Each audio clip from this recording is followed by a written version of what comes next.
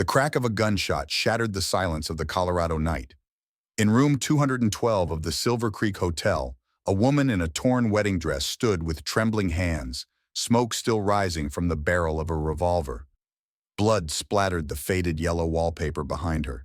Tears streaked her face, cutting clean lines through the dust that had settled there over days of hard travel. "You cannot run forever, Sarah," the man before her growled, clutching his shoulder where the bullet had grazed him. His expensive suit was now stained with crimson, his eyes dark with a rage that promised retribution. "You belong to me. The law says so. God says so." Sarah Harrington's finger hovered over the trigger once more, but this time her resolve wavered. The weight of what she had done, what she was about to do, pressed down upon her like the mountains that surrounded this small Colorado town. "No man owns me," she whispered, her Boston accent still clinging to her words despite years of trying to shed it. "Not you, not my father, not God himself." Victor Montgomery's laugh was dry and cruel as he took a step toward her. "Oh, my dear wife, you have always been so disappointing." The gun shook in Sarah's hand as Victor reached inside his coat with his good arm. "I've come to take what's mine." Flashback 6 months earlier. Boston, 1889. Spring rain pelted against the stained glass windows of Reverend Jeremiah Harrington's study, casting colored shadows across the Persian rug where Sarah knelt before her father's desk. "You will sign these papers," her father said, his voice carrying the same tone he used during Sunday sermons when speaking of damnation and hellfire. "There will be no further discussion." Sarah's eyes stung with tears she refused to shed. At 25, she had long since learned that her father saw emotion as weakness and weakness as sin. "Father, please," she whispered, looking up at the man who had raised her with an iron hand since her mother's passing 15 years ago. "I cannot marry him. I do not love him." Reverend Harrington's face remained impassive, the lines around his mouth deepening with disapproval. "Love, you speak of love when you have brought such shame upon this household." He pushed a sheet of paper across the desk. "A marriage contract. Victor Montgomery is a respected businessman, a generous donor to the church, and most importantly willing to overlook your indiscretions." Sarah's hands balled into fists, crushing the fabric of her dark blue dress. "Nathaniel was not an indiscretion. He is the father of my child." "A child who is no longer your concern," her father cut in sharply. "That unfortunate situation has been resolved." The pain that shot through Sarah's heart was physical, stealing her breath. "Caleb is my son." "Your son is dead, Sarah." The Reverend's voice softened slightly, though his eyes remained cold. "The telegram arrived yesterday. There was a fire at the Reed property in Colorado. Neither your frontier dalliance nor the child survived." Sarah's world tilted sharply. The room spun around her and a sound like rushing water filled her ears. "No," she gasped. "No, you're lying." Her father slid another paper across the desk, a telegram. Sarah snatched it up, her eyes blurring as she tried to focus on the words. "Regret to inform property of Nathaniel Reed destroyed by fire. Stop. No survivors. Stop. Condolences. Stop." "This isn't possible," she whispered, the paper trembling in her hand. "I don't believe it." "Belief is irrelevant," her father replied, retrieving the telegram and tucking it into a drawer. "What matters now is salvaging your reputation and the standing of this family. Victor has offered a generous proposal despite knowing about your mistake. You should be grateful." Sarah's mind raced through memories, Nathaniel's smile, as they walked along the Colorado Creek, where they first met during her visit to her aunt's home 5 years ago. His calloused hands gentle despite their strength. The way he had looked at her when she told him she was carrying his child not with anger or shame, but with wonder and joy. And Caleb, her sweet boy, with his father's eyes and her stubborn chin, dead, gone, ashes. "I won't do it," she said, her voice hollow. Her father's hand came down hard on the desk. "You have no choice. Do you think anyone will have you now? A fallen woman with no husband, no prospects, and a dead bastard child. Victor is offering you redemption?" "At what cost?" Sarah asked, her grief turning to anger. "My soul?" The Reverend rose slowly, his tall frame casting a shadow over her. "Your soul was compromised the moment you lay with that rancher. This marriage is your penance." 2 months later, Sarah stood in the grand Boston chapel of her father's church, dressed in ivory satin and Belgian lace that felt like a burial shroud. Victor Montgomery, 22 years her senior, slipped a heavy gold ring onto her finger, his grip painfully tight, as if ensuring she couldn't flee. "I now pronounce you man and wife," her father intoned from behind the pulpit, satisfaction evident in his voice. That night in the marriage bed she could not escape. Victor revealed his true nature not with words but with actions that left bruises hidden beneath her nightgown. As he slept beside her, Sarah stared at the ceiling and silently promised herself this would not be her life forever. Somehow she would escape. But escape proved more difficult than she imagined. Victor controlled everything: her schedule, her visitors, even the books she read. When she tried to visit her old friend Mary, Victor's carriage driver was instructed to take her directly to the dressmaker instead. When she received letters, they were already opened. When she tried to send correspondence, her envelopes were inspected. The Montgomery mansion on Beacon Hill became her prison, her marriage a sentence without parole. Months passed in a fog of quiet desperation. Sarah taught herself to be invisible, to anticipate Victor's moods, to move silently through rooms to avoid his notice. When his business associates visited for dinner, she played the perfect hostess, smiling emptily as Victor presented her like a prized possession. "My wife was Reverend Harrington's only daughter," he would say, his hand possessively at the small of her back, a testament to proper Boston breeding. At night, she would sometimes dream of Colorado, of mountains and open skies, of Nathaniel's small cabin, nestled among pines, of Caleb's laughter as he took his first steps. She would wake with tears on her cheeks, mourning a life that had slipped through her fingers like mountain stream water. One gray autumn afternoon, while Victor attended a business meeting, Sarah found herself alone in his study, a rare occurrence. She moved cautiously around the heavy oak desk, running her fingers over the polished surface. This room was the center of Victor's power, strictly off-limits to her. She began opening drawers, not knowing what she sought, but driven by a restlessness that had been building for months. Most contained what she expected: business ledgers, correspondence, cigars. But in the bottom drawer, locked but yielding to a letter opener's careful pressure, she found something unexpected. A small wooden box containing letters. Her letters. The ones she had written to Nathaniel after returning to Boston 5 years ago, pregnant and heartbroken. Letters her father had promised to post but apparently had given to Victor instead. With shaking hands she sifted through them, recognizing her own handwriting, her own desperate words of love and longing. But beneath them lay something else, a telegram dated months after the one her father had shown her. Her heart stopped as she read, "Read alive. Stop searching for Sarah Harrington. Stop. Advise immediate action. Stop." The paper crumpled in her suddenly tight grip. Alive. Nathaniel was alive. And if he was alive, then perhaps... A noise in the hallway startled her. Quickly she replaced everything except the telegram, which she folded and slipped into her bodice.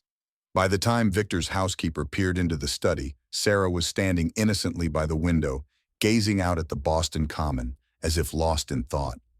That night, for the first time in months, a spark ignited in Sarah's heart, not just hope, but determination. She began planning carefully and methodically. She set aside small amounts of money from the household funds Victor allowed her to manage. She studied train schedules when accompanying Victor to the station for his business trips, and she waited. Her opportunity came 3 weeks later when Victor announced he would be traveling to New York for 5 days. As soon as his carriage disappeared down the cobblestone street, Sarah sprang into action. She packed only what she could carry: a change of clothes, the money she had saved, and her mother's small Bible. From Victor's closet, she took one of his revolvers, loading it with trembling but determined hands. She wrote no note. There was nothing to say. Sarah changed from her fine Boston day dress into her wedding gown, a bitter symbol of her captivity, but the only clothing she owned that Victor hadn't selected for her. Then she slipped out through the servants' entrance and disappeared into the evening fog. The journey west was arduous.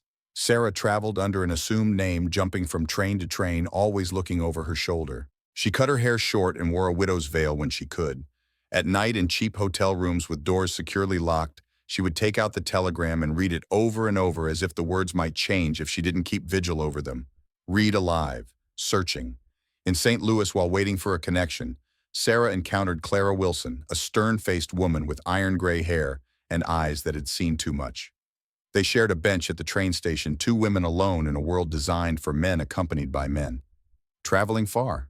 Clara asked, noting Sarah's exhausted appearance. "Colorado," Sarah replied cautiously. Something flickered in Clara's eyes. "Interesting. I'm headed that way myself." She studied Sarah more closely. "You're running from something. Or someone." Sarah stiffened. "I don't know what you mean." Clara's laugh was short and without humor. "Don't worry, dear. I recognized the look. Had it myself once. She paused. Montgomery, isn't it? I saw the monogram on your handkerchief. Fear shot through Sarah. How did you— I was a nurse in the war, Clara interrupted. I know Victor Montgomery's work well, though he never dirtied his own hands. Her eyes hardened. He supplied substandard medicine to the Union Army, watered-down laudanum, contaminated bandages. Men died not from their wounds, but from infections that should have been preventable. Sarah's mouth went dry. How do you know it was him? My husband was a procurement officer. He discovered the fraud and prepared to report it. Clara's voice dropped to a whisper. He was found dead the next day. Suicide, they called it. But John would never have taken his own life. The train whistle blew, signaling their departure. As they boarded, Clara pressed something into Sarah's hand, a small newspaper clipping. Your husband is not who you think he is, she said. And if you're heading to Colorado to find someone, you'd best hurry. Victor Montgomery doesn't let go of what he considers his property. The clipping was from a Boston newspaper dated just 1 week ago. Prominent businessman offers reward for information on missing wife.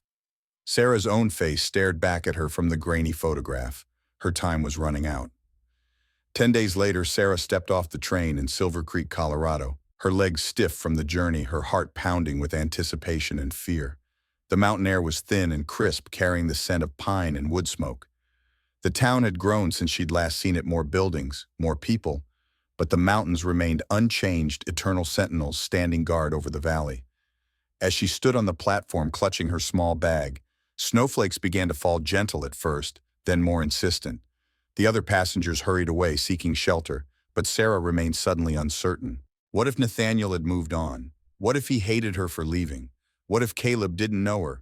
What if the telegram had been wrong, and they were truly gone? A gust of wind cut through her wedding dress, now dirty and torn from the journey. She shivered, realizing how unprepared she was for the Colorado winter. With no other choice, she made her way toward the church at the end of the main street, a simple wooden structure with a small cross atop its steeple. Inside, the church was empty but for a single figure kneeling in prayer near the altar.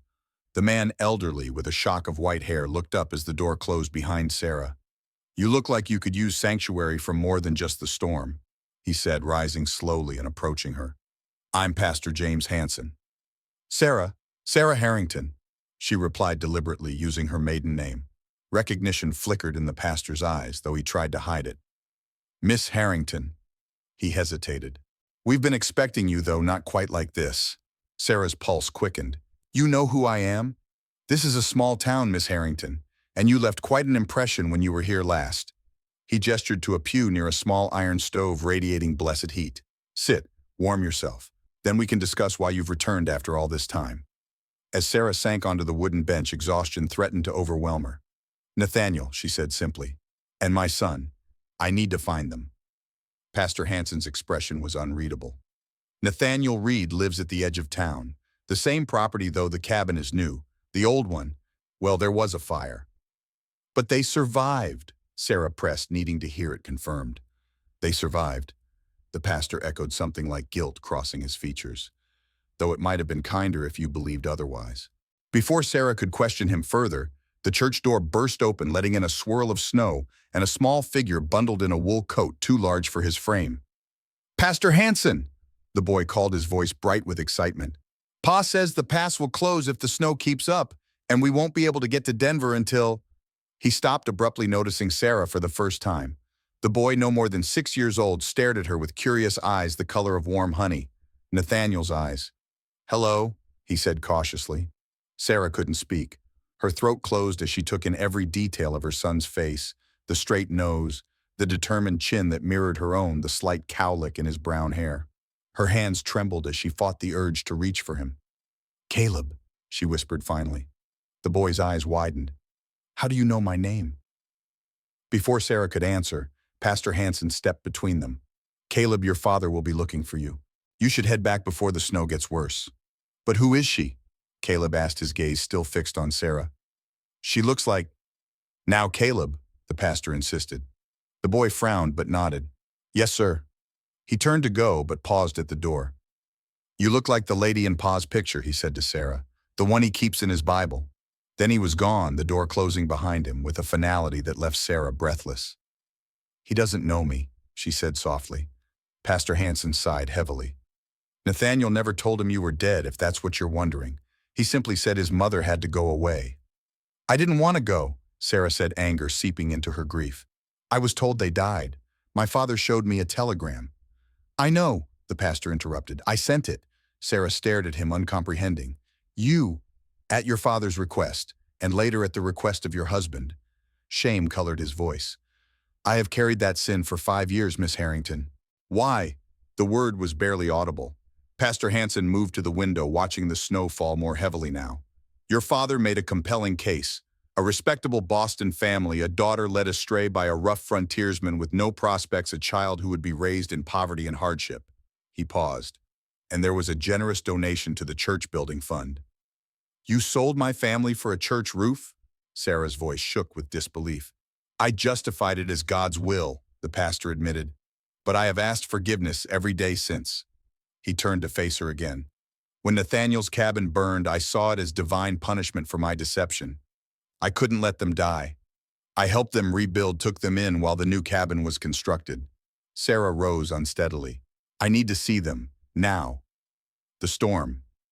I have traveled across the country in a wedding dress with nothing but hope and a stolen revolver, Sarah cut in. Do you think a little snow will stop me now? Pastor Hansen studied her for a long moment. He won't welcome you, Miss Harrington. Nathaniel Reed is not the same man you knew.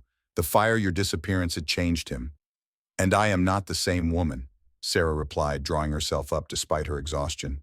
But Caleb is my son, and Nathaniel, she faltered. Nathaniel was the only man I ever loved. Wait until morning, the pastor urged. Rest, pray. I'll take you to them myself when the storm passes. Sarah wanted to argue to rush out into the snow immediately, but wisdom prevailed. She nodded reluctantly. You can stay in the church annex, Pastor Hansen said. There's a cot, a stove. It's not much, but it's warm. Thank you, Sarah said, though the words felt insufficient for the shelter and the truth he had provided. As darkness fell, Sarah stood at the small window of the annex, watching snowflakes swirl in the lantern light outside. Somewhere in that storm, her son was tucked safely in bed, perhaps listening to a story read in Nathaniel's deep, gentle voice. The same voice that had once whispered promises of forever against her skin. She pressed her palm against the cold glass, as if she could reach through it and touch the life that should have been hers. I'm here, she whispered to the night. I've come back for you both.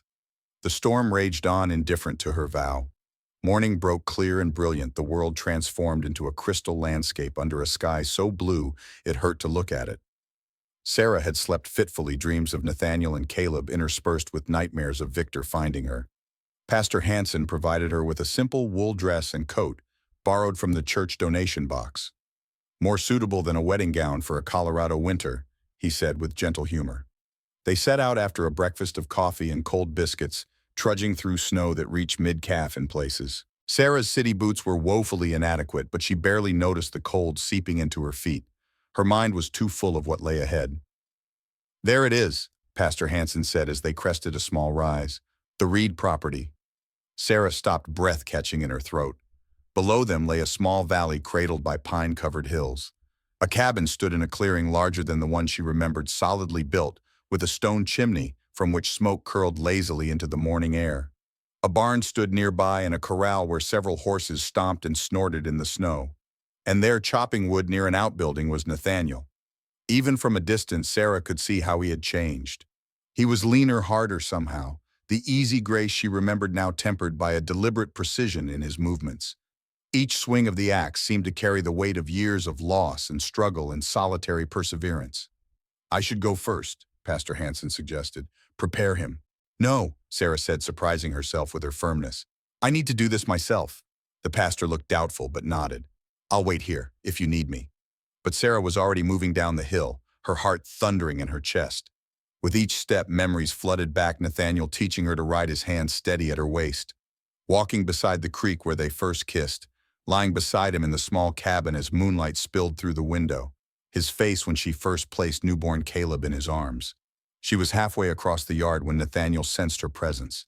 He straightened, turning slowly, the axe still gripped in his hand. For one eternal moment, they simply stared at each other across the expanse of trampled snow. Sarah saw shock register on his face, followed by disbelief, Then something darker, a pain so raw it made her falter. "Nathaniel," she said, her voice carrying in the clear mountain air. He didn't move, didn't speak, just watched her approach as if she were a ghost or a mirage that might vanish if he blinked.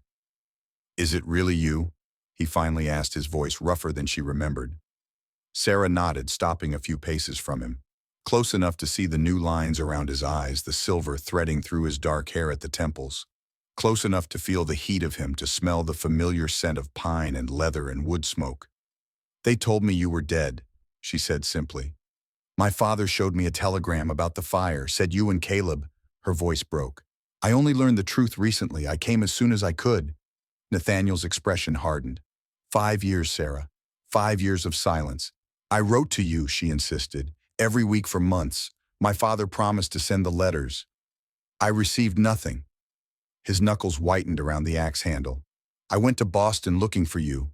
Your father's servants turned me away. Said you were married, wanted nothing to do with your mistake." The word landed like a physical blow. "Caleb was never a mistake," Sarah whispered fiercely. Something flickered in Nathaniel's eyes, a spark of the man she had known, but it died quickly, replaced by a guarded wariness. "Why are you here, Sarah? Why now?" Before she could answer, the cabin door opened and Caleb burst out, followed by a plump, gray-haired woman. "Pa Maria made Johnny cakes for—" He stopped abruptly when he saw Sarah, recognition dawning on his young face. "It's you, the lady from the church." He ran toward them, oblivious to the tension crackling in the air. The woman Maria followed more slowly, her dark eyes taking in the scene with quiet assessment. "Caleb, go back inside," Nathaniel said, his voice gentle but firm. "But Pa—" "Now, son." The boy's face fell, but he obeyed, casting one last curious glance at Sarah before allowing Maria to usher him back to the cabin. When they were alone again, Nathaniel drove the axe into the chopping block with a decisive thunk. "You shouldn't have come here," he said quietly. "We've made a life. It's not much, but it's ours. We don't need your pity or your guilt." "That's not why I'm here," Sarah replied, fighting to keep her voice steady. "I'm here because you and Caleb are my family, because I never stopped loving either of you." Nathaniel's laugh was harsh without humor. "Family love. Do you know what it's like to raise a child alone, Sarah? To watch him cry for a mother he barely remembers, to have no answers when he asks why she left." "I know what it's like to believe my child is dead," Sarah countered, anger rising to meet his. "To wake up every day with a hole in my heart that nothing could fill. To be forced into marriage with a man I despised because my father convinced me I had nothing left to live for." Nathaniel's eyes narrowed. "Marriage." Sarah's hand went unconsciously to her throat where bruises had faded, but the memory of Victor's grip remained. "Victor Montgomery, a business associate of my father's. The wedding was 2 months after I received news of your deaths." "And where is your husband now?" Nathaniel asked, something dangerous entering his tone. "Looking for me, I imagine," Sarah replied with more calm than she felt. "I left him, stole his money and his revolver and ran." For the first time, something like respect flickered across Nathaniel's face. "That was either very brave or very foolish." "It was necessary," Sarah said simply. "When I learned you were alive, that Caleb was alive, nothing else mattered." Nathaniel studied her for a long moment, as if seeing past the borrowed clothes and short-cropped hair to the woman he had once known. Finally, he sighed, some of the tension leaving his shoulders. "You can't stay here," he said. The words hit Sarah like a physical blow. "Nathaniel." "It's not safe," he continued. "If your husband is looking for you, this would be the first place he'd search, and I won't put Caleb in danger." "He's my son too," Sarah said, her voice breaking. "Please, Nathaniel, I've come so far." Before he could respond, Pastor Hansen appeared at the edge of the yard, approaching cautiously. "I thought I'd give you time to talk," he said, glancing between them. "But the storm's picking up again. We should head back to town before the path becomes impassable." Nathaniel nodded, relief evident in his expression. "That would be best." Sarah felt panic rising in her chest. She couldn't leave, not now, not when she'd only just found them again. "Nathaniel, please, just let me see him properly. Let me talk to him." A conflict played out on Nathaniel's face, anger warring with something softer, more vulnerable. Finally, he called toward the cabin. "Caleb, come out here for a minute." The boy appeared immediately, as if he'd been waiting just inside the door. He approached cautiously, looking from his father to Sarah with curious eyes. "Caleb," Nathaniel said, his voice gentler now. "This is Miss Harrington. She knew us before the fire." Sarah's heart contracted at the careful introduction. Not your mother, just a woman from the past. Caleb studied her intently. You're the lady in Pa's picture, he said with certainty. The one he keeps in his Bible and looks at when he thinks I'm sleeping. Nathaniel's jaw tightened, but he didn't contradict his son. Sarah knelt in the snow to bring herself to Caleb's eye level. That's right, she said softly. I knew you when you were very small. Did you hold me? Caleb asked, his head tilted slightly. Sometimes I dream about a lady holding me and singing. Pa can't sing worth beans. A surprised laugh escaped Sarah, even as tears pricked her eyes. Yes, I held you every day, and I sang to you, usually badly. Caleb nodded seriously, as if confirming something he'd long suspected. I thought so. He reached out hesitantly, touching a strand of Sarah's short hair. You cut it. In the picture, it's long. I had to cut it, Sarah explained, resisting the urge to pull him into her arms. For my journey here. Was it a very long way? Caleb asked. The longest, Sarah replied, her voice thick with emotion, but worth every mile. Nathaniel cleared his throat. Caleb, Miss Harrington needs to go back to town now. The storm's coming in. Caleb's face fell. But she just got here. And she'll come back another day, Nathaniel said, the words clearly costing him. When the weather's better. Hope bloomed in Sarah's chest. She stood brushing snow from her borrowed skirt. I'd like that very much. Really, Pa? Caleb asked, excitement replacing disappointment. Nathaniel nodded, though his expression remained guarded. Really? Pastor Hansen, who had been watching the exchange with a mixture of guilt and relief, stepped forward. We should go, Miss Harrington. The clouds are moving in fast. Sarah nodded, though leaving felt like tearing open a wound that had just begun to heal. Thank you, Nathaniel, for letting me see him. Nathaniel's only response was a curt nod, but as Sarah turned to follow Pastor Hansen back up the hill, Caleb called after her. Miss Harrington, will you sing for me when you come back, the song from my dreams? Sarah paused, looking back at her son standing small but straight in the snow, so like his father, yet with pieces of herself woven into his being. I promise, she said, her voice carrying on the winter air. Next time I'll sing for you. As they made their way back toward town, the snow began to fall again, gentle at first, then more insistent. Sarah glanced back once to see Nathaniel and Caleb still standing in the yard watching her go. Two figures growing smaller with distance, yet suddenly inexplicably closer than they had been for 5 long years. For the first time since leaving Boston, Sarah felt something unfamiliar settle in her chest. Not quite peace, but its precursor, hope. That night, as she lay on the narrow cot in the church annex listening to the wind howl around the eaves, Sarah allowed herself to imagine a future she had thought forever lost. A future with Caleb growing tall and strong, knowing who she was. A future where Nathaniel might in time forgive her absence and remember what they had once meant to each other. A future where Victor Montgomery was nothing but a fading nightmare. But even as she drifted towards sleep, a small voice in the back of her mind whispered a warning. Victor was not a man who accepted defeat.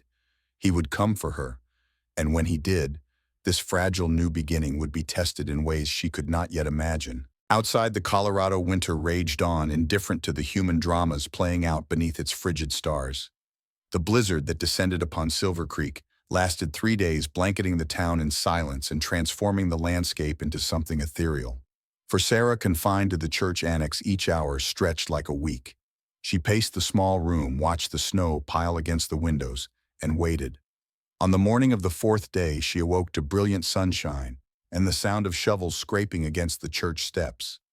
Pastor Hansen brought her breakfast, fresh bread and strong coffee along with news. Roads are clearing, he said, brushing snow from his coat, but the pass to Denver will remain closed for at least another week. Sarah nodded, only half listening. Her thoughts were on the small cabin nestled in the valley and the 2 people who occupied it.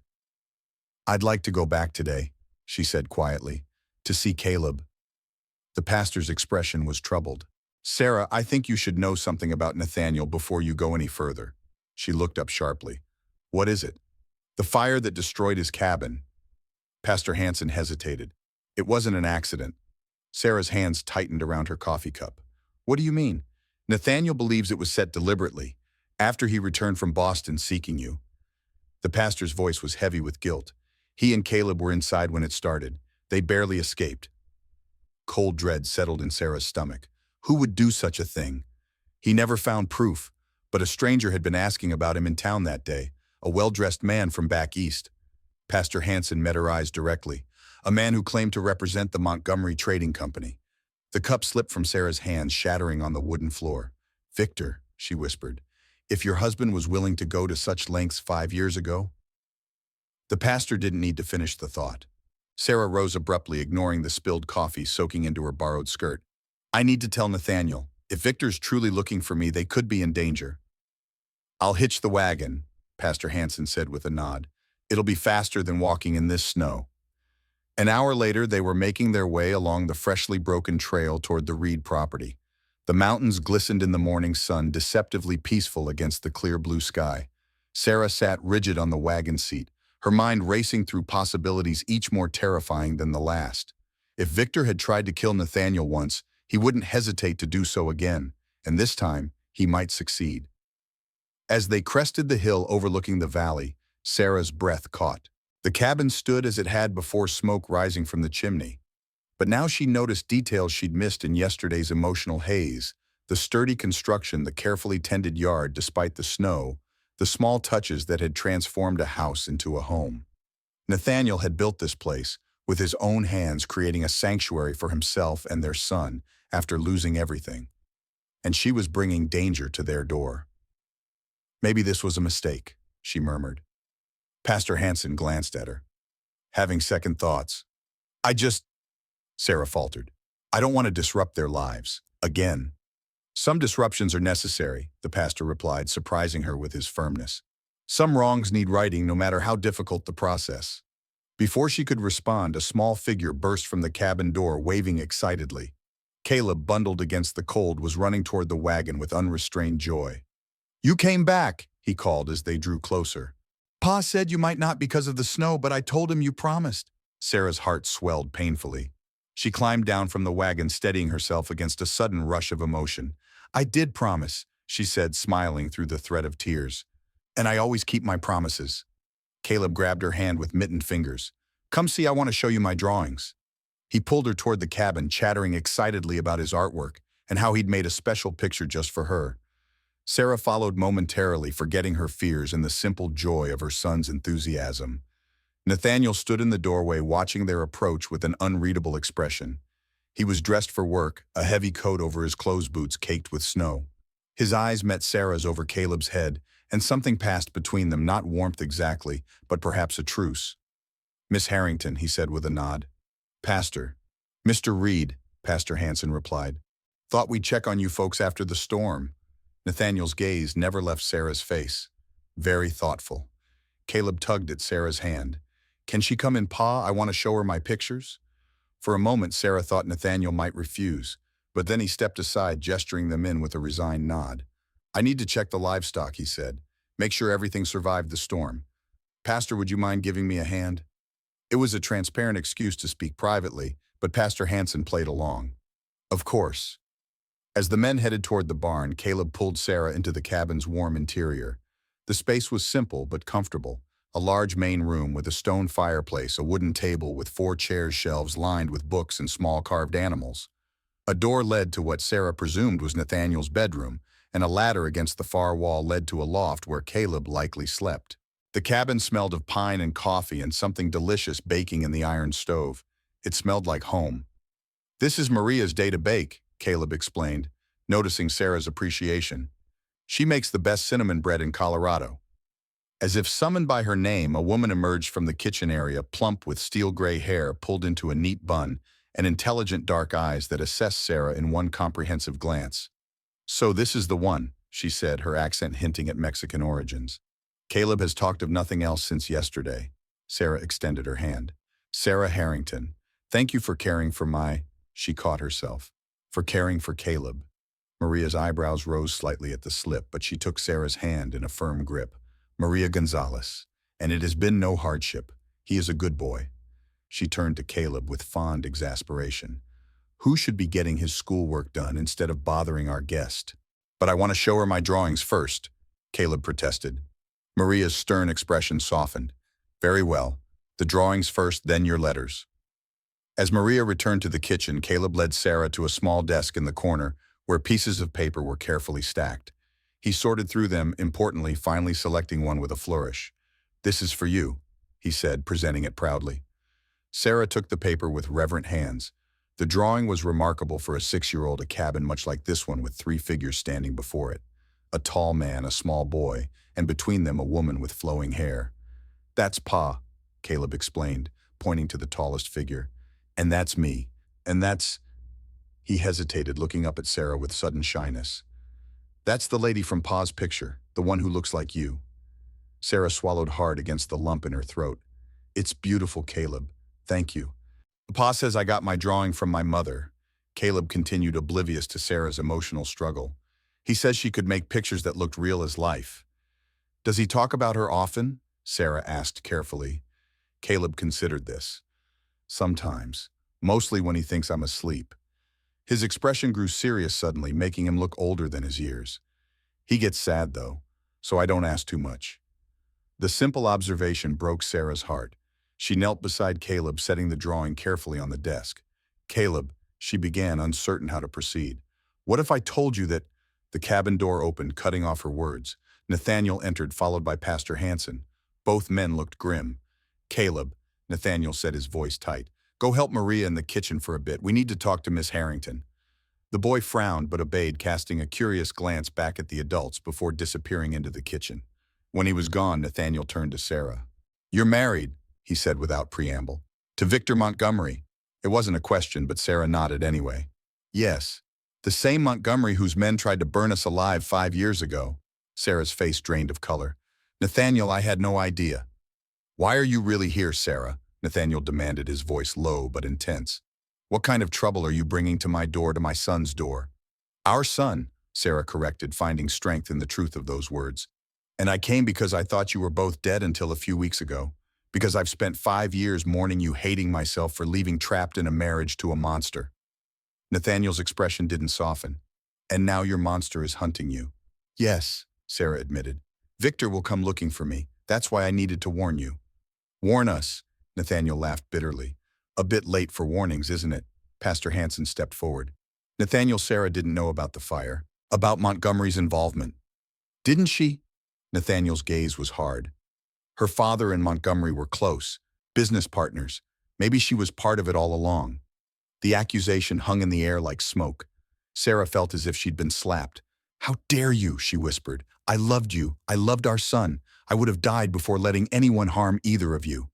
"Yet here we are," Nathaniel replied coldly.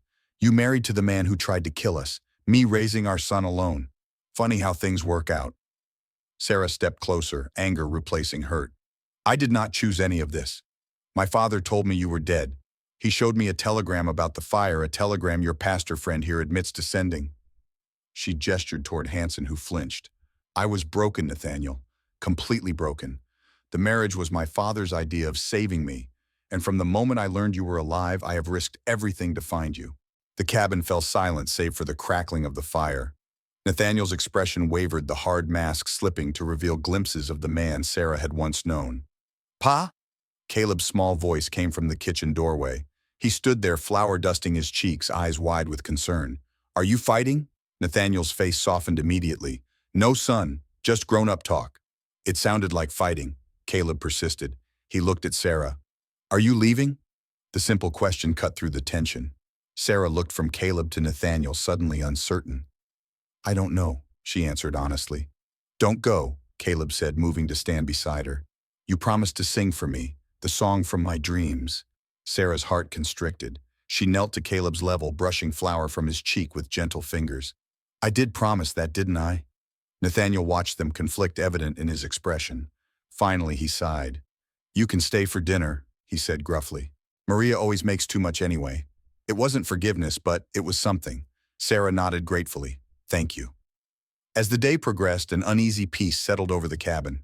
Pastor Hansen departed after extracting promises from both Sarah and Nathaniel to behave like adults. Maria bustled about the kitchen, occasionally casting speculative glances at Sarah but offering no comment. Caleb, oblivious to the undercurrents, happily showed Sarah his books, his toy soldiers, and the small wooden horse Nathaniel had carved for his last birthday. Nathaniel himself remained distant, answering when spoken to but volunteering nothing. He spent most of the afternoon in the barn, returning only as dusk fell and the smell of Maria's cooking filled the cabin. Dinner was a strange affair, the four of them seated around the table like a family, yet separated by years of absence and misunderstanding. Caleb chattered enough for everyone, filling the awkward silences with stories of school and friends, and the fawn he'd helped Nathaniel rescue last spring. After the meal, as Maria cleared the dishes, Caleb tugged at Sarah's sleeve. "Will you sing now? The song from my dreams?" Sarah glanced at Nathaniel, who gave a slight nod. "All right," she said softly, "but it's been a long time since I sang it." They moved to the hearth where a fire burned low and steady. Caleb settled beside Sarah on the braided rug, his small body leaning trustingly against hers. Nathaniel remained at the table, watching with guarded eyes. Sarah took a deep breath and began to sing a lullaby her own mother had sung to her, the same one she had sung to newborn Caleb in those precious early months. Her voice was rusty at first, uncertain, but grew stronger with each note. "Hush now, my darling, the day is now done. Stars light the sky and the moon's just begun to shine on the mountains, the valleys and streams, while angels watch over my child as he dreams." Caleb's eyes widened in recognition. "That's it," he whispered. "That's the song." Sarah's voice faltered. "You remember?" "Not remember exactly," Caleb said thoughtfully, "but I know it. Here." He placed a small hand over his heart, like it was always there. From the table, Nathaniel made a small sound, half sigh, half something else. When Sarah looked up, she was stunned to see tears in his eyes, quickly blinked away. "You used to sing that every night," he said quietly. "Even before he was born. You'd sing to your belly, convinced he could hear you." "He could," Sarah replied, her own eyes filling. "Look at him. He remembers." For the first time since her arrival, something like warmth entered Nathaniel's gaze. Not forgiveness, not yet, but perhaps the beginning of understanding.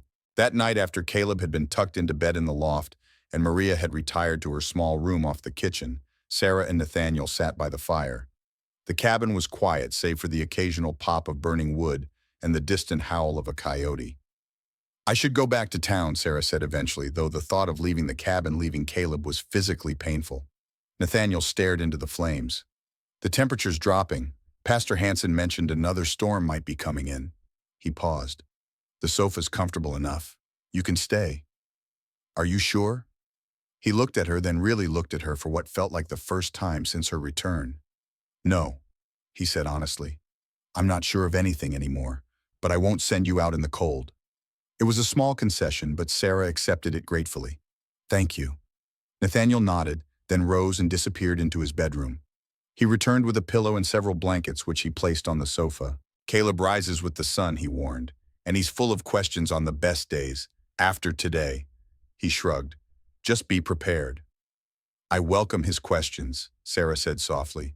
"I've missed so much." Something flickered in Nathaniel's eyes, pain perhaps, or recognition of a grief that mirrored his own. But he only nodded again.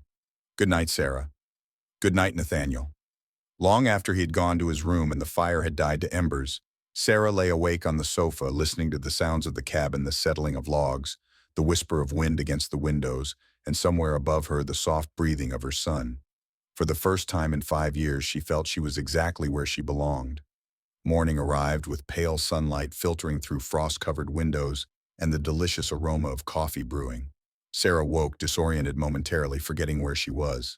Then the events of the previous day rushed back, and with them a surge of emotion so powerful it left her breathless. She was in Nathaniel's cabin. Caleb was sleeping just above her. This was real. The sound of quiet movement drew her attention to the kitchen, where Nathaniel stood at the stove, his back to her. He was already dressed, his hair damp from washing. Something about the domesticity of the scene, Nathaniel making coffee in the early morning light, struck Sarah with painful nostalgia. How many mornings had she imagined exactly this during her years in Boston? She sat up, smoothing her borrowed dress as best she could. "Good morning." Nathaniel turned, coffee pot in hand. "Morning." He poured 2 cups, bringing one to Sarah. Caleb's still asleep. Unusual for him. Must have been all the excitement yesterday.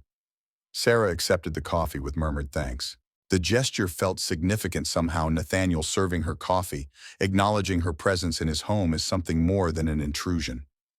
"I've been thinking," he said, settling into a chair across from her, "about what you said, about Montgomery."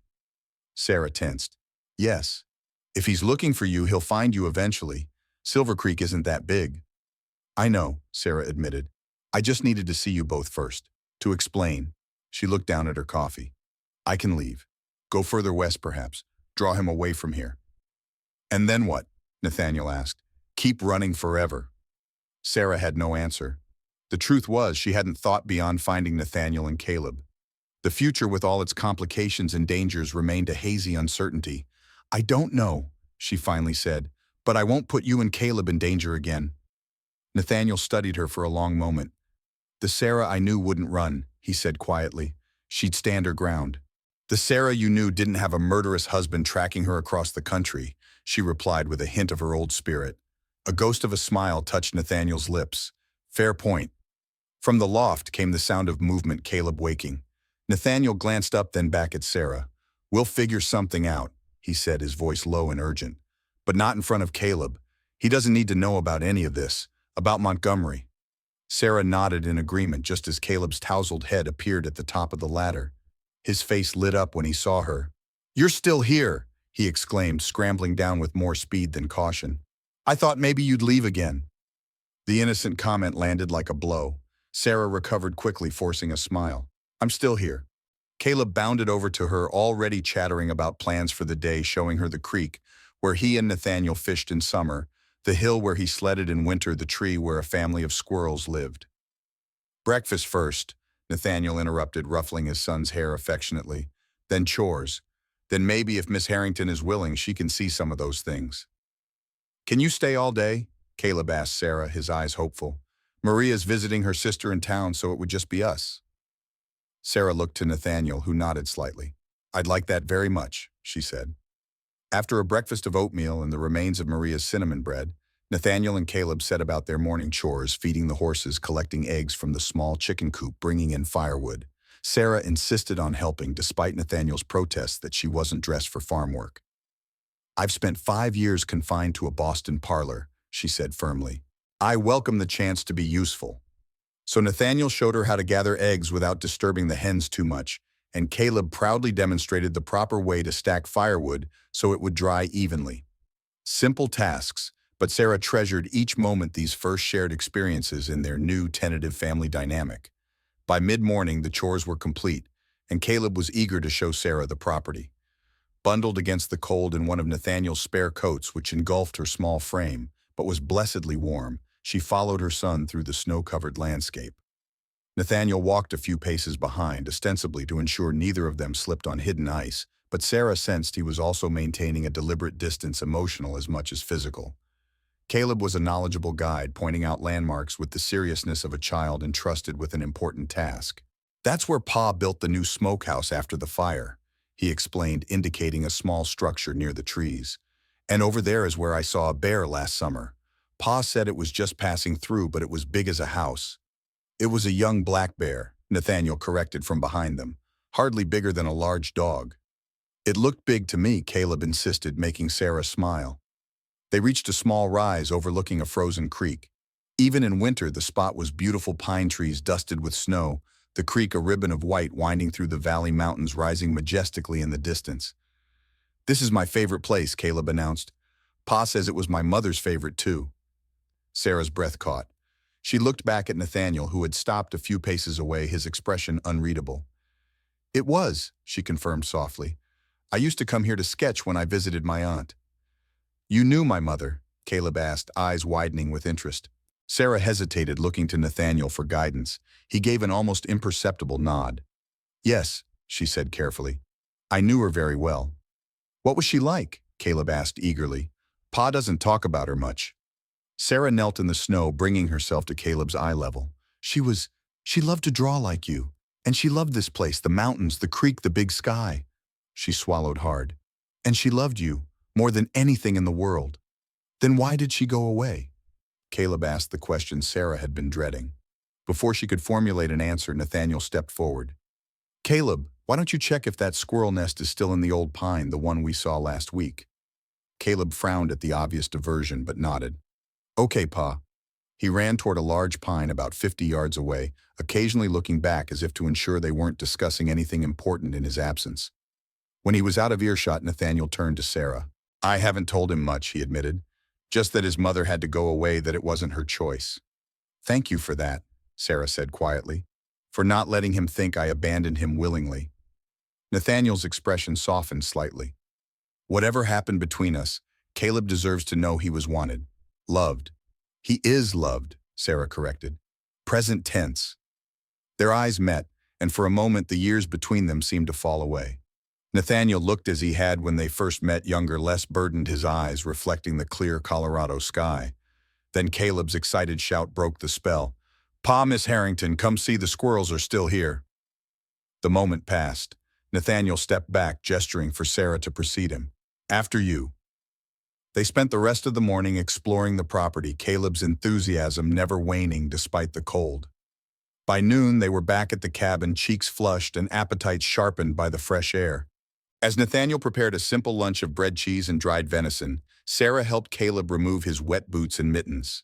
The easy domesticity of the scene struck her anew. This could have been their life for the past 5 years, these small, precious moments of family togetherness. "You're good with him," Nathaniel observed quietly as Caleb ran to wash his hands. Sarah looked up, surprised by the compliment. "He makes it easy. He's an extraordinary child, Nathaniel." Pride flickered across Nathaniel's face. "He is that." They ate lunch at the kitchen table, Caleb dominating the conversation with stories of school friends and adventures. Sarah listened, trying to absorb every detail to fill in the gaps of the years she had missed. After lunch, with the winter day already beginning to wane, Nathaniel suggested Caleb work on his reading. The boy protested until Sarah offered to listen to him, at which point he eagerly retrieved a worn copy of Robinson Crusoe from the bookshelf. They settled by the fire, Caleb nestled beside Sarah as he carefully sounded out words, occasionally looking to her for help with the more difficult ones. Nathaniel watched from his chair, his expression thoughtful. As the afternoon deepened toward evening, a comfortable quiet settled over the cabin. Caleb had fallen asleep against Sarah's side, the book still open on his lap. She hadn't moved, unwilling to disturb this precious moment of connection. "He hasn't napped in over a year," Nathaniel remarked softly. "Must be all the excitement." Sarah smiled gently, brushing hair from Caleb's forehead. "He's perfect," she whispered. Nathaniel's expression grew serious. "Sarah, we need to talk. About Montgomery." She nodded carefully, shifting so Caleb's head rested on a cushion. She covered him with a blanket before joining Nathaniel at the table. "If he's as determined as you say, he'll track you here eventually," Nathaniel said without preamble. "We need a plan." "I told you I can leave," Sarah began, but Nathaniel shook his head. "That's not a solution. It's just delaying the inevitable." He leaned forward, his voice low but intense. "Montgomery tried to kill me once. Tried to kill Caleb. If he finds you here, he'll finish what he started." Fear gripped Sarah's heart. "Then what do we do?" Nathaniel was silent for a moment, considering. "There's a U.S. Marshal in Denver, Thomas Sullivan. He was an officer in the war. Good man. Honest. If anyone can help us legally, it's him." "Legally," Sarah echoed. "Nathaniel Victor owns half of Boston. He has judges in his pocket, politicians at his beck and call. The law won't touch him." "Maybe not in Boston," Nathaniel conceded. "But this is Colorado. Different rules out here." He paused. "And different evidence."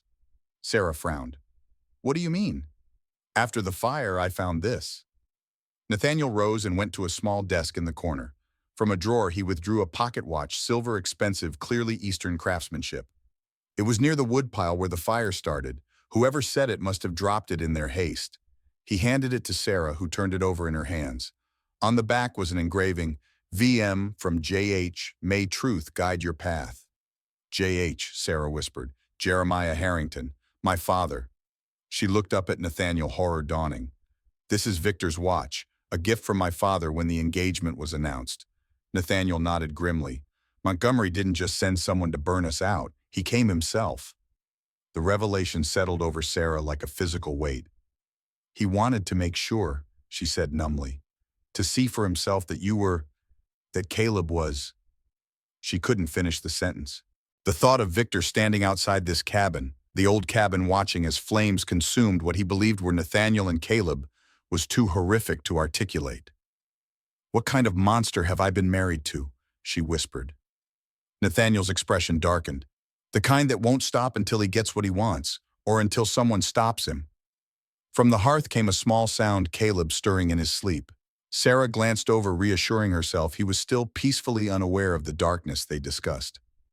"The watch is evidence," Nathaniel continued. Maybe not enough for a Boston court, but Marshal Sullivan will understand its significance. And then what? Sarah asked. Even if Sullivan believes us, even if he's willing to help, what can he do against a man like Victor? Before Nathaniel could answer, a sharp knock sounded at the door.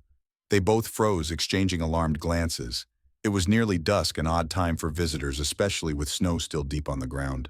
Nathaniel moved to the gun rack on the wall, removing a rifle. "Stay with Caleb," he said quietly. Sarah nodded, moving to the hearth where her son still slept. She positioned herself between him and the door, heart pounding. Nathaniel approached the door cautiously, rifle ready. "Who's there?" "Pastor Hansen," came the muffled reply. "And Clara Wilson, we need to speak with you urgently." Nathaniel relaxed slightly, but didn't lower the rifle as he opened the door. The pastor entered first, stomping snow from his boots, followed by a stern-faced woman Sarah recognized from the train journey.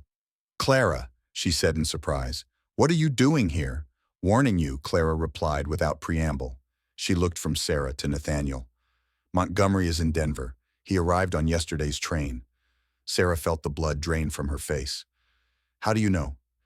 "I have friends in the city," Clara said. "People who keep an eye on certain travelers. Montgomery's making no secret of his purpose. He's telling anyone who'll listen that he's looking for his disturbed wife who ran away from medical treatment." "Medical treatment," Sarah repeated incredulously. "He's claiming you're mentally unstable," Pastor Hansen explained grimly, "that you've been suffering delusions since losing a child in childbirth." The calculated cruelty of the lie staggered Sarah. "He's using Caleb," she whispered, "using my grief for my son to paint me as insane." "It's clever," Clara admitted with grudging respect. "Who would question a concerned husband searching for his troubled wife? He'll have sympathy assistance." "How long until he reaches Silver Creek?" Nathaniel asked, his voice tight. "The pass is still closed," Pastor Hansen replied. "But the weather's clearing. 3 days, maybe 4. Nathaniel nodded, decision crystallizing in his eyes. "Then we have 3 days to prepare." "Prepare for what?" Sarah asked, though she feared she already knew the answer. Nathaniel looked at her steadily. "To fight for our son, for our family." The word "our" hung in the air between them, a declaration and a promise. Whatever walls remained between them, whatever wounds still bled, they would face the coming storm together. Behind them, Caleb slept on, oblivious to the gathering darkness. And outside, snow began to fall once more, as if nature itself sought to delay the inevitable confrontation. But Sarah knew the truth, that Clara's arrival confirmed Victor was coming. And this time he would not be satisfied until everything she loved was destroyed. As night fell fully, Pastor Hansen and Clara departed with promises to return the next day. Sarah stood at the window, watching their lantern's glow fade into the darkness, aware of Nathaniel moving quietly behind her. "He'll burn it all down," she said softly. "The cabin, the town, anything between him and what he wants." "And what does he want, Sarah?" Nathaniel asked, his voice closer now. "Is it really you he's after?" She turned to face him. "No," she admitted. "It's control, power. I was never anything but a possession to him, a way to forge an alliance with my father to gain entry to certain social circles." "Then why chase you across the country? Why not simply find another society wife?" Sarah's hand went unconsciously to her throat, where faded bruises told a story of their own. "Because I defied him. I ran. And Victor cannot abide being defied." Nathaniel's eyes darkened as he noticed the gesture. "Did he hurt you often?" The question was gentle, but Sarah heard the controlled rage beneath it. "Yes," she said simply. There was no point in hiding the truth any longer. Nathaniel stepped closer, his hand rising hesitantly before dropping back to his side. "I'm sorry, Sarah. I should have tried harder to find you. I shouldn't have believed your father so easily." "You came to Boston," she reminded him. "You tried. Not hard enough." Self-recrimination colored his voice. "If I had pushed past those servants demanded to see you, then Victor might have killed you there and then," Sarah said firmly. "And Caleb would have been truly orphaned." At the mention of their son, they both glanced toward the hearth where Caleb still slept peacefully. In sleep, his resemblance to Nathaniel was even more pronounced, the same strong profile, the same slight furrow between his brows. "We should wake him for dinner," Nathaniel said reluctantly. "Otherwise he'll be up all night." Sarah nodded, though she was loath to disturb this moment of peace, perhaps the last they would know for some time. As if sensing their attention, Caleb stirred, his eyes fluttering open. He looked around in momentary confusion before focusing on Sarah. A smile spread across his face, chasing away the last vestiges of sleep. "You're still here," he said, as if it were the most wonderful discovery. Sarah knelt beside him, smoothing his rumpled hair. "I'm still here," she confirmed, and silently she added a vow, "I'll never leave you again." But even as the promise formed in her heart, she knew that keeping it might require more courage and more sacrifice than she had ever imagined. The following morning dawned clear and cold, the storm having passed in the night. Sarah woke early, her dreams haunted by Victor's shadow. She found Nathaniel already in the kitchen, a map spread across the table. "I've been thinking," he said without preamble. "The pass to Denver will open soon. We should go to Marshall Sullivan before Montgomery comes to us." Sarah joined him at the table, studying the map with its winding trails through mountain passes. "Is it safe to travel with Caleb in this weather?" "Safer than waiting here," Nathaniel replied grimly. "At least in Denver we'd have the law on our side. Here," he gestured vaguely at the cabin. "Here we're isolated, vulnerable." "And what would we tell Caleb?" Sarah asked, her voice dropping as she glanced toward the loft where their son still slept. Nathaniel's expression softened. "The truth, part of it anyway, that you're his mother, that there are people who want to keep you apart, that we're going to Denver to make sure that doesn't happen." Sarah's heart stuttered. "You want to tell him I'm his mother now?" "He deserves to know, Sarah, and if Montgomery reaches Silver Creek before we've gone..." Nathaniel's jaw tightened. "I don't want Caleb hearing it from anyone but us." The reality of what he was suggesting settled over Sarah like a physical weight. For 5 years she had dreamed of holding her son, of telling him who she was, but now faced with the actual moment, fear gripped her. "What if he hates me?" she whispered. "For leaving?" Nathaniel's eyes met hers, unexpectedly gentle. "He won't. He's been waiting for you his whole life, even when he didn't know it." From above came the sound of movement, Caleb waking. Sarah took a deep breath, steadying herself. "All right," she said. "Together." Nathaniel nodded, a silent agreement passing between them. Whatever lay ahead, they would face it as parents united for their child. Caleb descended the ladder with his usual energy, hair tousled from sleep, eyes brightening when he saw Sarah. "You stayed again," he exclaimed, running to hug her with uninhibited joy. Sarah held him close, savoring the feel of his small, warm body against hers. "Good morning to you too," she said, her voice thick with emotion. Nathaniel cleared his throat. "Caleb, Miss Harrington and I need to talk to you about something important." The boy pulled back, looking between them with sudden wariness. "Am I in trouble?" "No, son," Nathaniel assured him. "Nothing like that, but it is serious. Come sit with us." They settled at the table, Caleb perched on a chair between them, suddenly solemn, as he sensed the gravity of the moment. "Caleb," Nathaniel began carefully, "do you remember all the times you've asked me about your mother, about why she went away?" Caleb nodded.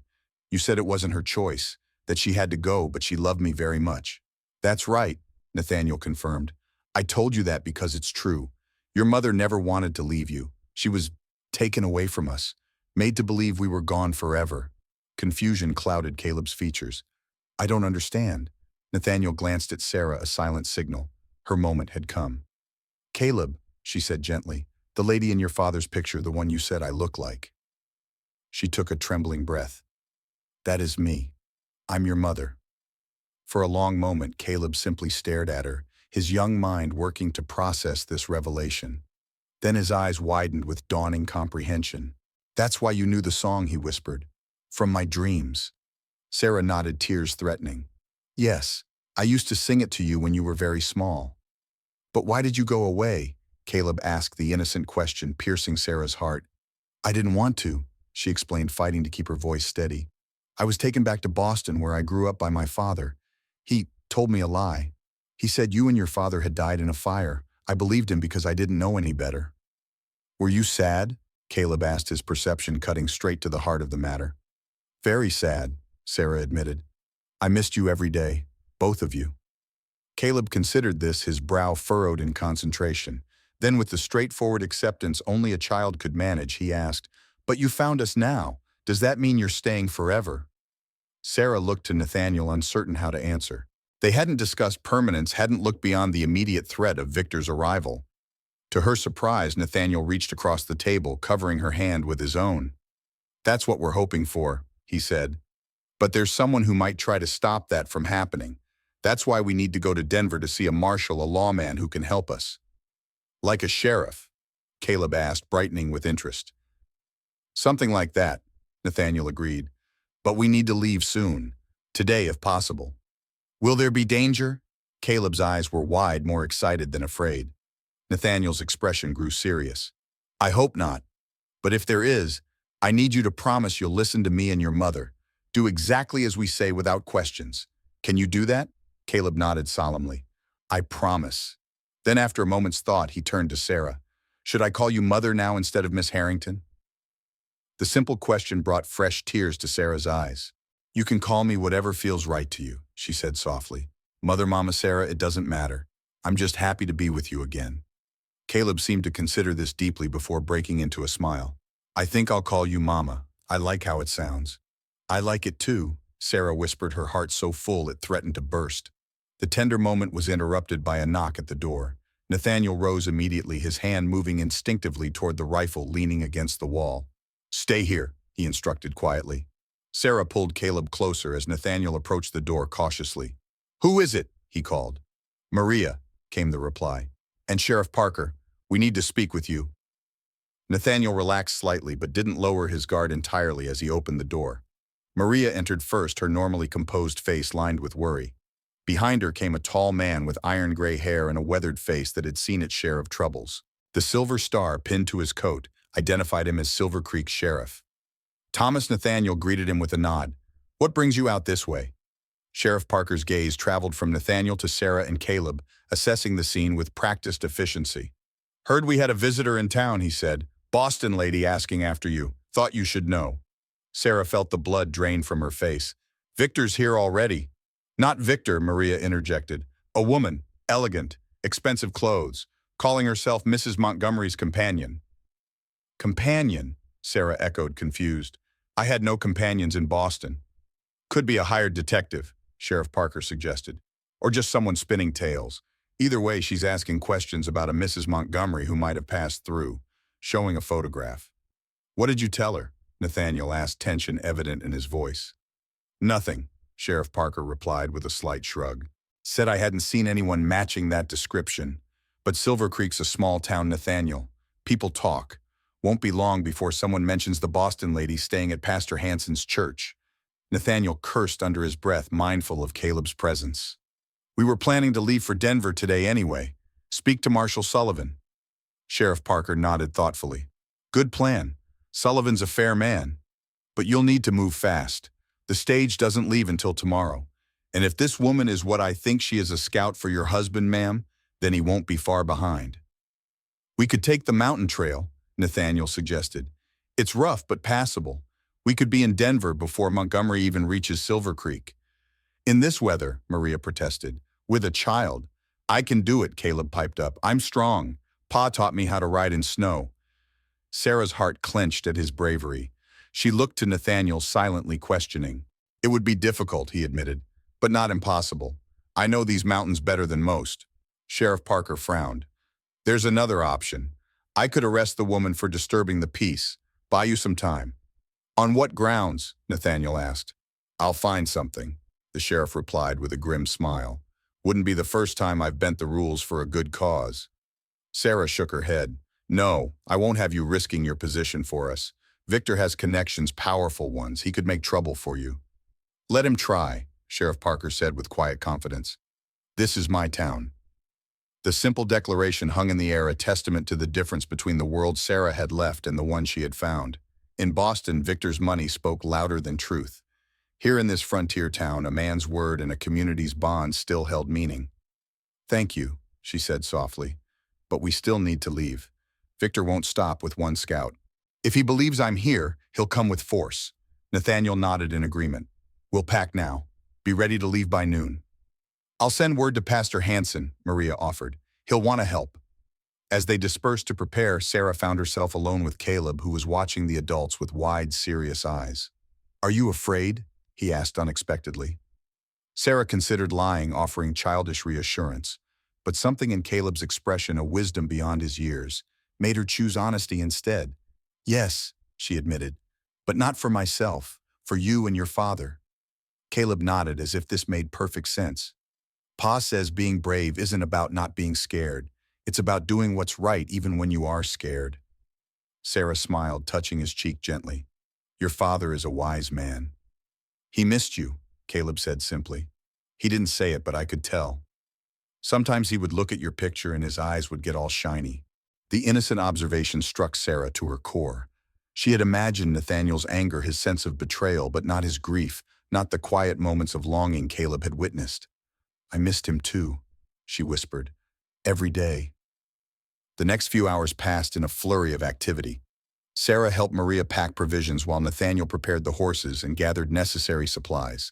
Caleb bounced between them, alternately excited about the journey and sobered by the adults' tension. By midday, they were nearly ready. 3 horses stood saddled in the yard, one for Nathaniel, one for Sarah, and a gentle mare that would carry Caleb. Bedrolls, food, extra clothing, and Nathaniel's rifle were secured with practiced efficiency. One last thing, Nathaniel said, disappearing into the cabin. He returned moments later with a small wooden box which he tucked securely into his saddlebag. Victor's watch, evidence for Marshal Sullivan. Sarah nodded, understanding the importance of this small object that connected Victor to the fire 5 years ago. It might be their only leverage against a man whose wealth could buy him alibis and witnesses. As they prepared to mount, the sound of approaching hooves drew their attention. Pastor Hansen appeared on the road, riding hard, his normally dignified demeanor replaced by urgent haste. Wait, he called as he reached the yard. Don't leave yet. Nathaniel stepped forward, instantly alert. What's happened? Pastor Hansen dismounted awkwardly, catching his breath. She's gone, the woman who was asking questions. Left on the morning stage to Denver. Good, Maria said. One less problem. But Pastor Hansen shook his head. No, you don't understand. Before she left, she sent a telegram. Clara saw it at the telegraph office, to Victor Montgomery in Denver. He paused, his expression grave. It said, found them. Mother and child at Reed property, awaiting instructions. The implications settled over them like a physical weight. Victor now knew exactly where to find Sarah and Caleb. We need to leave. Now, Nathaniel said, his voice tight with urgency. It's too late for that, Pastor Hansen replied grimly. Clara also heard that Montgomery has already left Denver with men. They'll reach the pass by nightfall. Sarah felt the world tilt beneath her. He's coming here today. Tomorrow most likely, Pastor Hansen confirmed. The pass is still difficult. Nathaniel's expression hardened with resolve. Then we stand and fight. Against armed men, Maria protested. Nathaniel, think of Caleb. I am thinking of Caleb, Nathaniel replied sharply. And Sarah. Running now would put them at risk on mountain trails with night coming on. At least here we have shelter, walls, and we're not alone. He looked to Sheriff Parker, who had been silently assessing the situation. The older man nodded, a decision made. I'll gather some men, he said simply. Montgomery may have money, but he's not the law here. And I'll send word to Marshal Sullivan, Pastor Hansen added. If we can delay Montgomery even a day, the marshal might reach us in time. Sarah looked from face to face, these people who barely knew her yet were willing to risk everything to protect her family. Her family. The word resonated in her heart, powerful and true. I won't let anyone else be hurt because of me, she said firmly. This is between Victor and me. No, Nathaniel countered, stepping closer to her. It's between Victor and us. All of us. He gestured to the cabin, the land around them. This is our home, Sarah. We won't be driven from it. Something in his words, the inclusion, the certainty, steadied her. She nodded slowly, accepting the truth of what he said. What do we do? She asked. We prepare, Nathaniel replied. And we wait. The rest of the day passed in grim preparation. Sheriff Parker returned with 4 trusted deputies, men Nathaniel had known for years. Pastor Hansen arrived with Clara Wilson, whose wartime nursing experience might prove valuable if things turned violent. Maria refused to leave, insisting that her place was with Caleb. The cabin became a fortress. Windows shuttered, furniture pushed against walls to create clear firing lines, water, and provisions stockpiled in case of siege. Nathaniel distributed weapons rifles to the men, a shotgun to Clara, who handled it with surprising familiarity, and a small revolver to Sarah. Do you remember how to use it? He asked as he placed the gun in her hands. Sarah nodded, thinking of the revolver she had stolen from Victor's study, now hidden beneath her borrowed mattress at the church. Yes. As dusk fell, Caleb was sent to the loft with strict instructions to stay down and keep quiet if trouble came. Maria went with him, armed with a kitchen knife and fierce determination. What if Victor brings the law? Sarah asked quietly as she and Nathaniel stood by the window watching the path that led to the main road. What if he has papers, commitment orders claiming I'm insane? Then we show the marshal Victor's watch, Nathaniel replied. We tell the truth about the fire, about everything. Sarah's hand found his in the gathering darkness. And if that's not enough, Nathaniel's fingers tightened around hers. Then we run, together, as far as it takes. The simple vow warmed Sarah despite the fear that had settled in her chest. She leaned slightly against Nathaniel's solid presence, drawing strength from his certainty. I never stopped loving you. She whispered the words escaping before she could reconsider them. Even when I thought you were gone, even when I was forced to marry him, it was always you. Nathaniel was silent for a long moment, his profile sharp against the fading light. Then slowly he turned to face her. I tried to hate you, he admitted, his voice low and rough with emotion.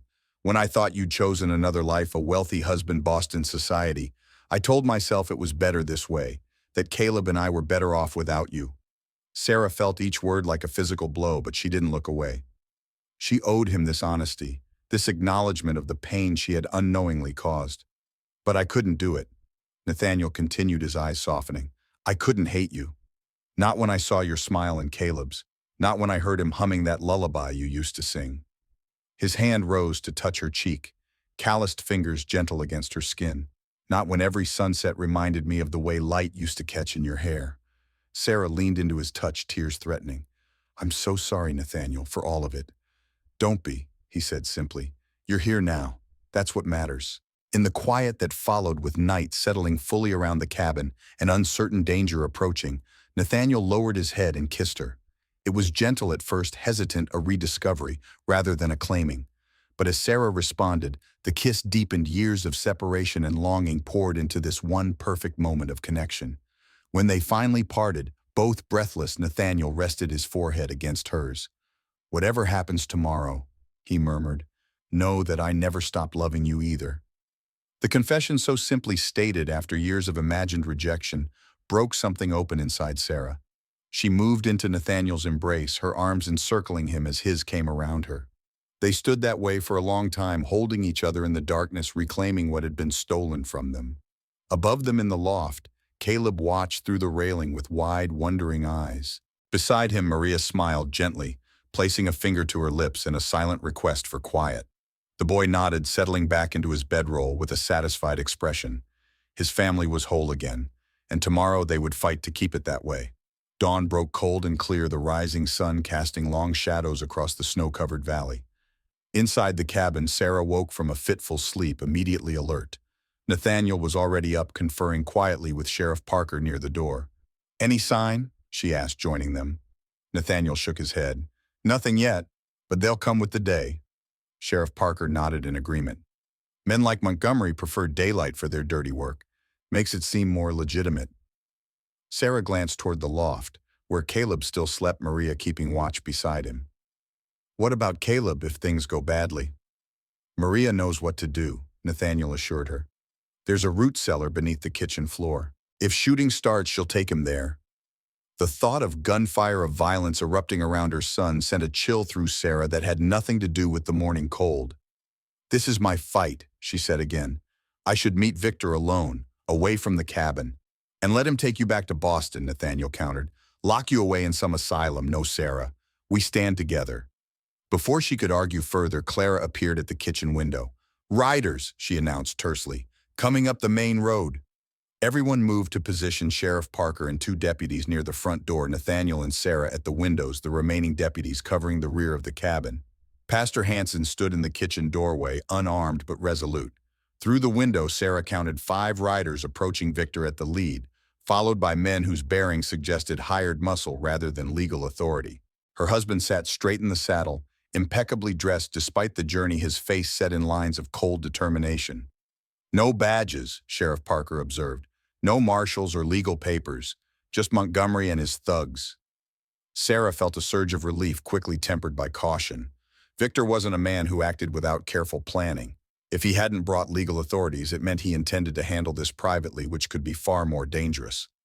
The riders stopped in the yard, Victor dismounting with fluid grace. He straightened his coat, adjusted his gloves, and approached the cabin with the confidence of a man accustomed to having doors opened for him. Mrs. Montgomery, he called, his voice carrying easily in the clear morning air. I know you're in there. It's time to come home. Nathaniel moved to open the door, but Sarah placed a restraining hand on his arm. Let me, she said quietly. I need to face him. After a moment's hesitation, Nathaniel nodded. Sarah stepped forward, taking a deep breath to steady herself. Sheriff Parker positioned himself beside her, a silent statement of support.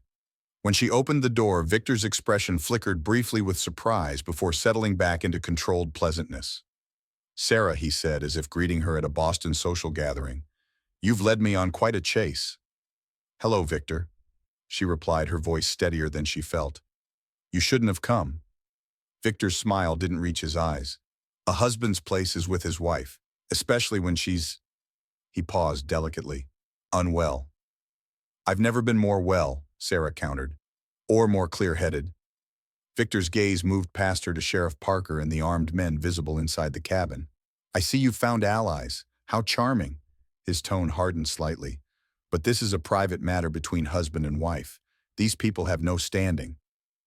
I do, Nathaniel said, stepping forward to stand beside Sarah. As Caleb's father, Victor's eyes narrowed. Ah, Mr. Reed, I presume, the rancher. He managed to make the word sound like an insult. I'm afraid you're mistaken. My wife has never borne a child. That's a lie, Sarah said sharply. You know it's a lie.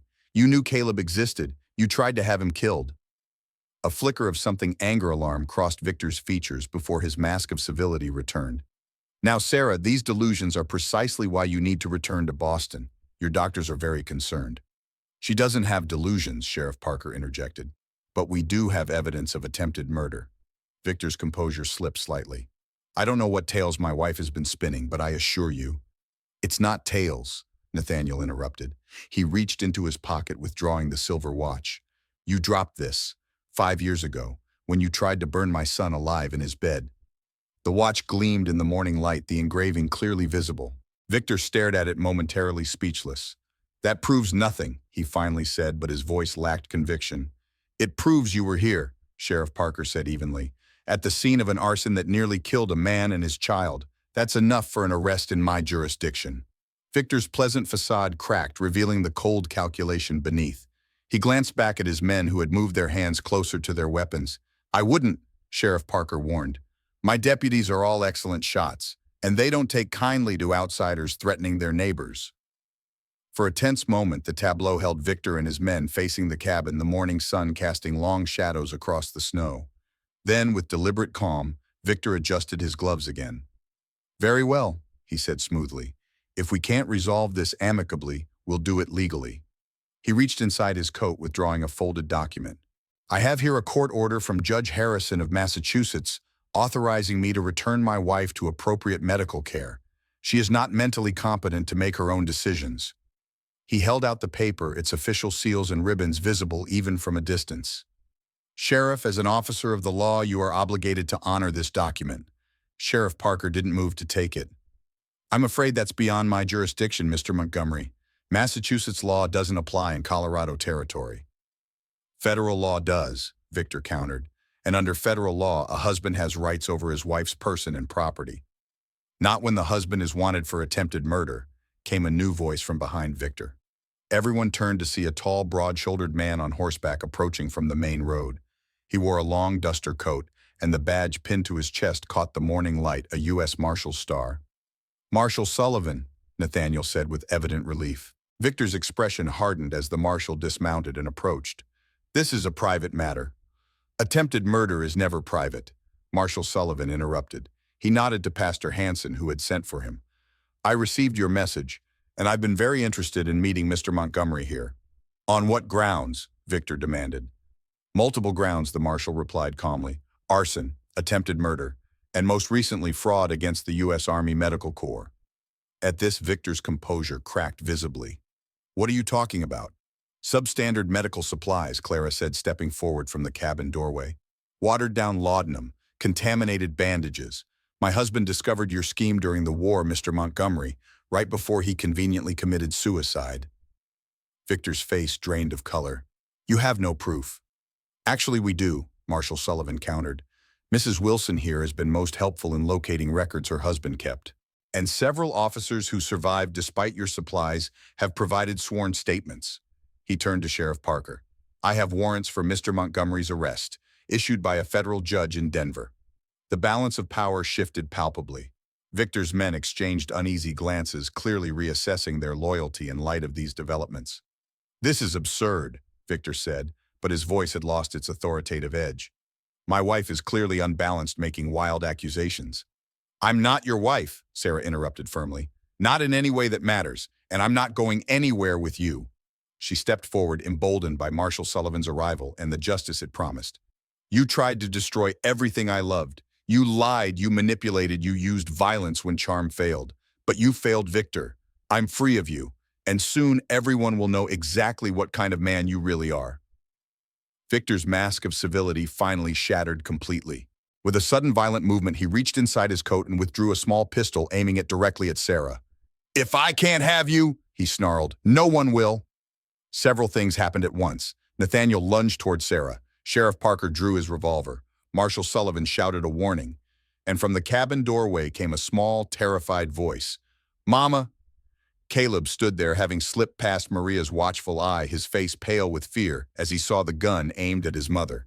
Victor's attention shifted for just a fraction of a second, but it was enough.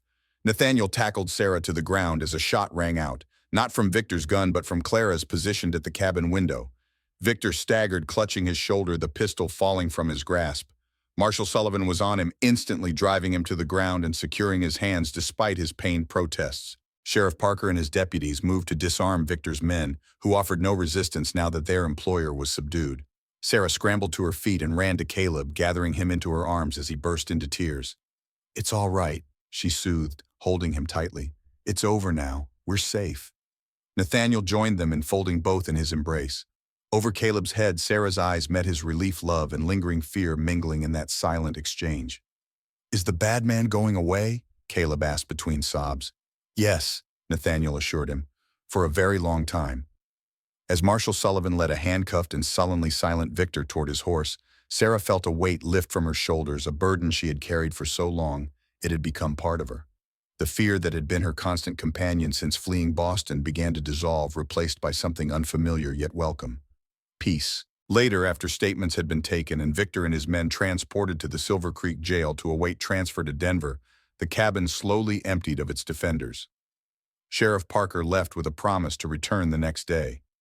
Pastor Hanson departed with Clara, whose steady hand with the shotgun had likely saved Sarah's life. Maria remained, preparing a delayed breakfast for a family whose appetite had returned with their sense of security. As they sat around the table, Sarah, Nathaniel, and Caleb, the enormity of what had happened and what had been averted settled over them. Is it really over? Sarah asked softly. Nathaniel nodded. Marshal Sullivan said the federal charges alone will keep Montgomery imprisoned for years, add attempted murder, and he'll likely never see freedom again. And us? Sarah ventured the question, encompassing far more than the immediate danger. What happens now? Nathaniel's eyes met hers across the table, warm with certainty. Now we build the life we should have had all along. As a family, Caleb asked, looking between them with hopeful eyes. As a family, Nathaniel confirmed. He reached for Sarah's hand, his touch a promise. If that's what your mother wants. Sarah felt tears threaten, not of grief or fear this time, but of overwhelming joy. It's all I've ever wanted. That evening, as sunset painted the Colorado sky in shades of gold and crimson, Sarah stood on the cabin porch watching Caleb play in the yard. The events of the morning seemed almost dreamlike now: Victor's arrival, the confrontation, his arrest. Yet the reality of their freedom was tangible in the crisp mountain air and the sound of Caleb's laughter and the steady presence of Nathaniel beside her. What are you thinking? He asked, joining her at the railing. That I never thought I'd have this again, Sarah replied honestly. This sense of belonging, of home. Nathaniel's arm slipped around her waist, drawing her closer. It was always here waiting for you. Sarah leaned into his embrace, the solid warmth of him anchoring her to this moment, this reality. I used to dream of mountains when I was in Boston, she confessed. Of this sky, of you and Caleb. I would wake up reaching for you both. And now, Nathaniel asked, his voice gentle. Now I don't have to dream anymore, Sarah whispered. She turned in his arms to face him, her heart full. Now I can simply live. The kiss they shared was a covenant, a promise of days to come, of a future reclaimed from the ashes of what had been lost.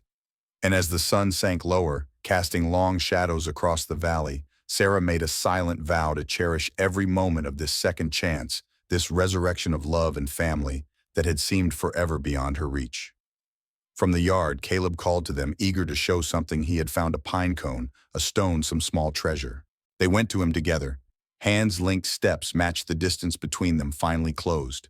And as night fell over the Colorado mountains, stars emerging in the vast canopy above, a family once shattered was made whole again, stronger now, for having been broken, more precious for having been lost and found. 2 months later, as spring began to soften the mountain landscape, Sarah stood before a mirror in Pastor Hanson's small office, adjusting the simple white dress Maria had helped her make. No elaborate Boston finery this time, just clean lines and honest fabric adorned with wildflowers Caleb had gathered that morning. "You look beautiful," Clara said from the doorway. The older woman had remained in Silver Creek after Victor's arrest, finding purpose in helping Pastor Hanson with the church's charitable work. Her testimony at Victor's trial in Denver had been damning, ensuring he would spend the rest of his life in prison for his crimes both during the war and after. "I'm nervous," Sarah admitted, "which is ridiculous. It's not as if Nathaniel and I haven't been living as a family these past weeks." Clara smiled knowingly. "It's different making it official before God and community. Sacred." Sarah nodded, understanding dawning. This wedding, unlike her first, was a true covenant entered freely and with full heart. No coercion, no family pressure, no ulterior motives, just love, simple and profound. A knock at the door announced Caleb, resplendent in his Sunday best, a small pillow clutched carefully in his hands. "Pa sent me to check if you're ready," he announced importantly. "Everyone's waiting." Sarah knelt to straighten his collar. "How does your father look?" she asked, smiling at her son's newfound role as messenger between bride and groom. "Handsome," Caleb replied seriously, "but nervous. He keeps checking his pocket for the rings, even though I have them right here." He indicated the pillow proudly. Sarah laughed, the sound bright with happiness. "Then we shouldn't keep him waiting any longer." The church was filled with faces that had become familiar over the past months. Sheriff Parker and his wife Maria, and her family, the deputies who had stood with them against Victor, neighbors from surrounding farms and ranches. At the altar stood Pastor Hanson, his expression serene, and beside him Nathaniel, tall and straight in his best suit, his eyes finding Sarah the moment she appeared in the doorway. The love in his gaze took her breath away. Not the cautious affection of recent weeks, but something deeper, more certain. A love tested by fire and separation, and found unbreakable. Caleb led the way down the aisle, his steps measured and dignified despite his obvious excitement. Sarah followed, her heart full to bursting, as she approached the man who had been her first love, her only true love, who would now become her husband in the eyes of God and community. When she reached him, Nathaniel took her hands in his touch, grounding her in this perfect moment. "Dearly beloved," Pastor Hanson began, his voice carrying through the small church, "we are gathered here today to join this man and this woman in holy matrimony." The ceremony was simple, the vows traditional yet infused with meaning born of their unique journey. When Caleb presented the rings, simple gold bands Nathaniel had commissioned from Denver, his face shone with such joy that several in the congregation discreetly wiped away tears. "I now pronounce you husband and wife," Pastor Hanson declared finally. "What God has joined together, let no man put asunder." The kiss that sealed their union was gentle, yet profound, a promise, a homecoming, a beginning. As they turned to face their friends and neighbors, now officially a family in every sense, Sarah felt the last shadows of her past life fall away. Here in this mountain community, with Nathaniel's hand warm in hers and Caleb beaming beside them, she had found not just sanctuary, but belonging. That evening, after a celebration that had filled the town hall with music, food, and laughter, they returned to the cabin, their home.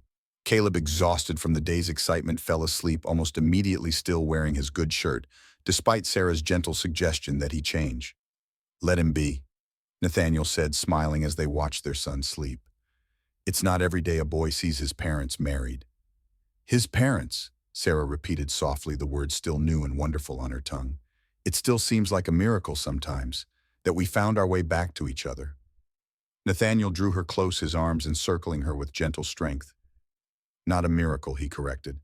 "A journey, one that isn't over yet." Sarah looked up at him, at this man who had waited for her, who had raised their son with stories of a mother who loved him, who had opened his heart to her return, despite years of believing himself abandoned. "Where does it lead next?" she asked. Nathaniel smiled, the expression transforming his face with a joy that erased the lines that hardship had carved there. "Wherever we choose," he said simply. "Together."